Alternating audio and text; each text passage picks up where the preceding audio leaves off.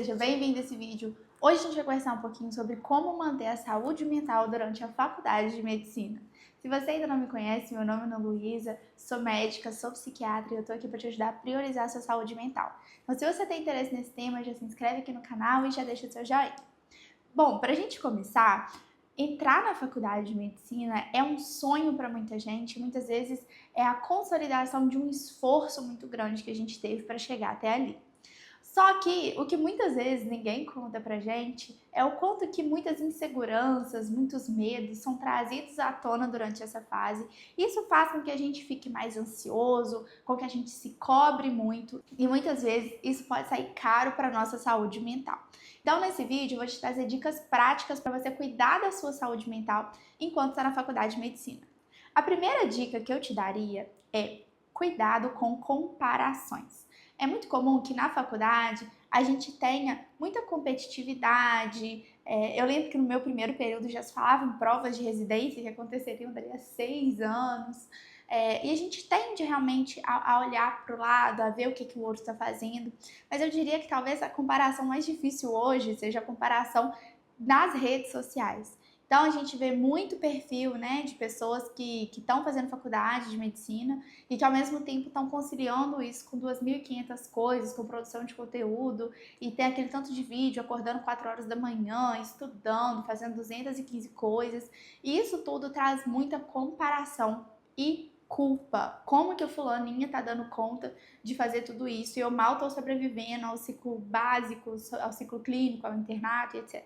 Então, muito cuidado quando você vai se comparar. Tome cuidado com quem que você vai seguir nas redes sociais, porque isso pode trazer mais gatilhos e isso pode trazer muitas comparações injustas também.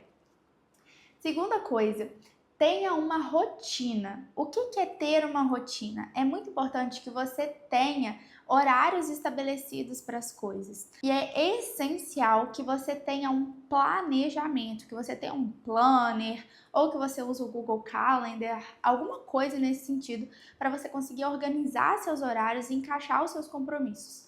Por quê? Se você for viver um dia de cada vez, você vai inevitavelmente se perder. A gente faz muitas matérias ao mesmo tempo. A gente tem muitas aulas, tem muito trabalho, tem muita prova. A gente precisa dar conta disso, encaixar tempos para estudar no meio do tanto de aula que a gente faz. Então, é muito importante que a gente consiga ter uma visão clara de como está a nossa semana para encaixar esses momentos de estudo, senão vai virar uma grande bola de neve, você vai estar sempre atolado.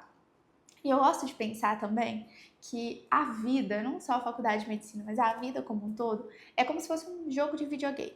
A próxima fase vai ser sempre mais difícil. Então, o ciclo básico vai ser mais difícil do que estudar no cursinho, o ciclo clínico vai ser mais difícil que o ciclo básico, o internato vai ser mais difícil que o ciclo clínico, depois vocês vão ver, a residência vai ser mais difícil que o internato, a vida pós-formada tem desafios diferentes também, mas isso não é para te apavorar, isso é para você ficar tranquilo, porque igual no videogame, o que acontece não é a fase que vai ficar mais fácil, mas é você que vai ter mais capacidades e mais habilidades para lidar com cada fase. Então a gente vai precisar construir tudo isso para que você vá para a próxima fase sendo capaz de dar conta daquilo. E dar conta não é fazer tudo impecavelmente, acordar 4 horas da manhã, estudar 5 horas líquidas por dia. Isso não é fazer tudo. Fazer tudo é, de certa forma, você conseguir fazer as atividades que você precisa fazer e tentar encaixar coisas na sua vida além da medicina.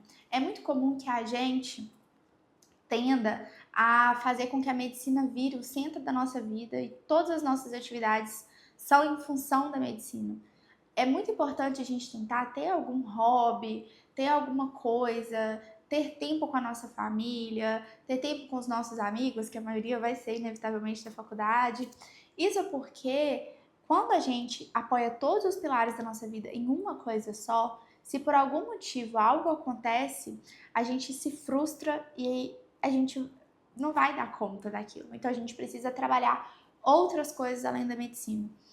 No mínimo, você tem que deixar um turno livre, 100% livre, só para você descansar. E quando eu falo descansar, não é ficar assistindo vídeo no TikTok de medicina, assistindo série de medicina, estudando medicina. É um turno livre para fazer nada, sabe? nem que seja no final de semana, para você se desligar um pouco de todas essas demandas. Óbvio que tem momentos que vai ser mais difícil de fazer isso, por exemplo, estudando para residência, mas mesmo assim é importante a gente ter um tempinho medicina free, vamos dizer assim.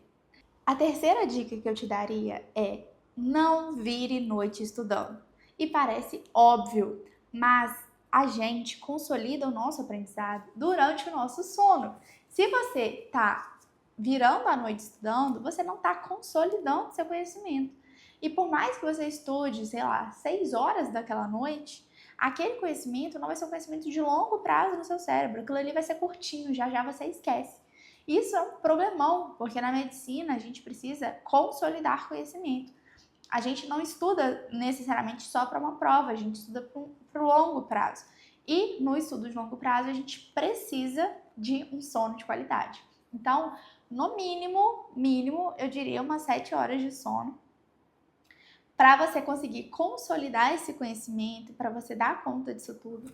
E se você virar para mim e falar assim, Ana, para mim é impossível dormir 7 horas por noite e não dá tempo, comece a perceber onde que está o erro, né? A não ser que você, por exemplo, tenha que dormir, tenha que trabalhar à noite e acorde muito cedo para a faculdade, será que não tem um tempinho que você passa no Instagram antes de dormir que daria para a gente tirar?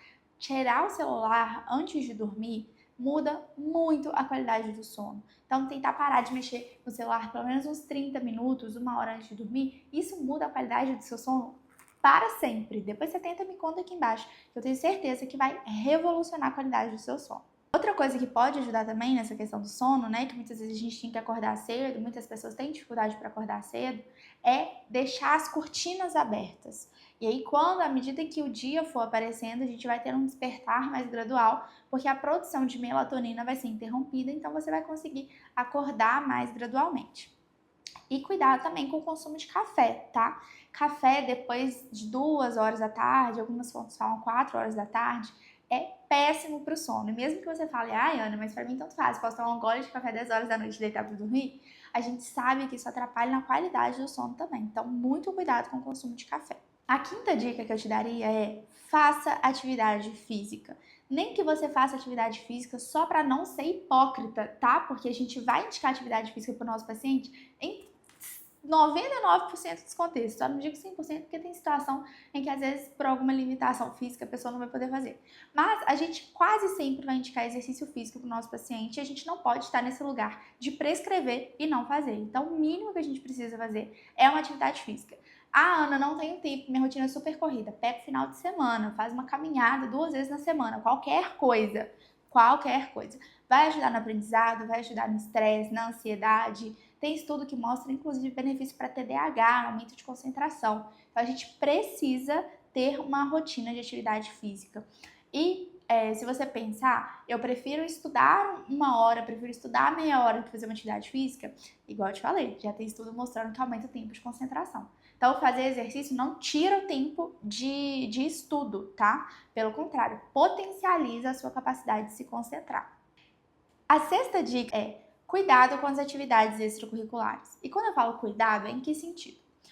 Hoje, nessa corrida de provas de residência, a gente já está falando de currículo desde o dia 1 da faculdade. E pode ser que muitas pessoas fiquem correndo atrás de atividades extracurriculares para preencher checklist de currículo. E isso é um cuidado muito grande, porque você pode acabar se sobrecarregando com essas atividades extracurriculares e isso te tirar do seu foco principal, acabar tirando o tempo que você teria para estudar, para se dedicar, ou então até mesmo para descansar. O cuidado que eu diria para você ter é: faça atividades extracurriculares que você de fato tem interesse, sabe? Não faz uma coisa simplesmente para preencher um X no currículo. Porque no final das contas, qualquer coisa que você fizer vai te dar trabalho. Isso é fato, vai te dar trabalho. Então é importante que aquilo vá te acrescentar de alguma forma, sabe? Eu tenho muito carinho pelas atividades extracurriculares que eu fiz na faculdade. Eu fiz várias coisas. Eu, inclusive, tenho um vídeo sobre isso, vou deixar aqui pra vocês. Fiz várias coisas. Fiz liga, fiz monitoria, fiz projeto de extensão, fiz iniciação científica, produzi artigo, enfim, foram experiências muito boas. Mas tem dias que eu acho que talvez eu devesse ter feito um pouco menos de coisas para não ter ficado tão corrido. Na época eu fiz o que dava, né? Fiz o que eu considerava melhor, não tenho nenhum tipo assim de rancor, de arrependimento por causa disso. Mas é uma dica que eu daria, assim, para alguém, para fazer as coisas com mais calma, com mais presença. A dica que eu te daria é muito cuidado com a romantização da medicina. Muitas vezes a gente vai se sentir cansado, a gente vai se sentir sobrecarregado, e se a gente não entender que isso faz parte do processo, a gente vai sentir culpa, a gente vai sentir como se a gente fosse ingrato pelo que a gente está vivendo. E não é isso que está acontecendo. Até as coisas mais sonhadas por nós vão trazer dores de cabeça, vão trazer desafios, vão nos colocar à prova de certa forma. Então é importante que quando esse sentimento de cansaço venha, da gente também não se culpar por estar se sentindo cansado, porque às vezes acontece isso, da gente se sentir mal por estar se sentindo mal. Então se permita se sentir cansado, se permita um dia se sentir chateado, com raiva, triste, etc. Acolhe essas emoções e saiba que isso vai passar também. Teve épocas da faculdade, no terceiro período principalmente, foi um período que eu pensei em sair da faculdade, que eu achava tudo muito chato. Eu não me identificava com nada. E tem até um vídeo que eu contei sobre isso, vou deixar aqui pra vocês também.